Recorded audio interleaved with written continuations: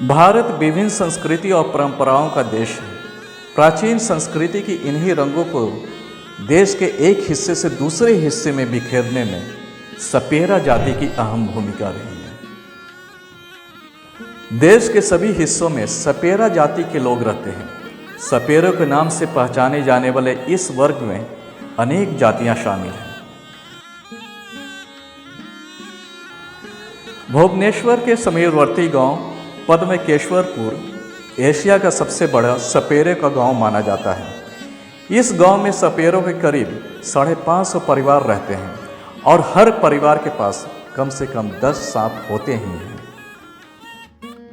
सपेरों ने लोक संस्कृति को न केवल पूरे देश में फैलाया बल्कि विदेशों में भी इनके मधुर धुनों के आगे लोगों को नाचने पर मजबूर कर दिया।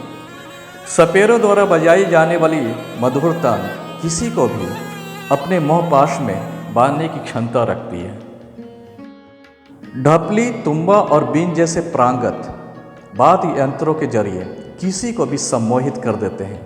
प्राचीन कथा अनुसार भारतवर्ष के उत्तरी भाग पर नागवंश के राजा वासुकी का शासन था। उनके शत्रु राजा जन्मेजय ने उसे मिटाने का प्रण रखा था। दोनों राजाओं के बीच युद्ध शुरू हुआ, लेकिन ऋषि आस्तिक के सूझबूझ पूर्ण नीति से दोनों के बीच समझौता हो गए। नाग वंशज भारत छोड़कर भागवती, जो कि अभी वर्तमान दक्षिण अमेरिका में है, जाने पर राजी हो गए। गौरतलब है कि यहाँ आज भी पुरातन नाग वंशजों के मंदिर के दुर्लभ प्रमाण मौजूद हैं। इनके बच्चे बचपन से ही सांप और बीन से खेलकर निडर हो जाते हैं।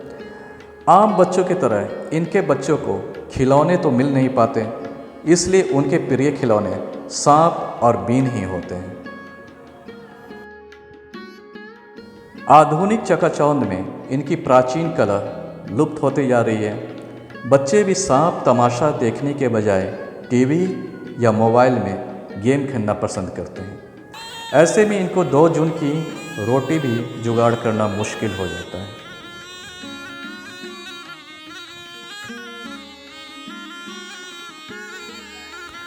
निहाल से बताते हैं कि सपेरा जाति के अनेक लोगों ने ये काम छोड़ दिया है। वो अब मजदूरी या कोई और काम करने लगे हैं। इस काम में उन्हें दिन में 50 रुपये कमाना पहाड़ से दूध की नदी निकालने के से कम नहीं है। लेकिन वो अपने पुश्तैनी पेशे से लगाव होने की वजह से वो आज भी सांपों को लेकर घूमते हैं।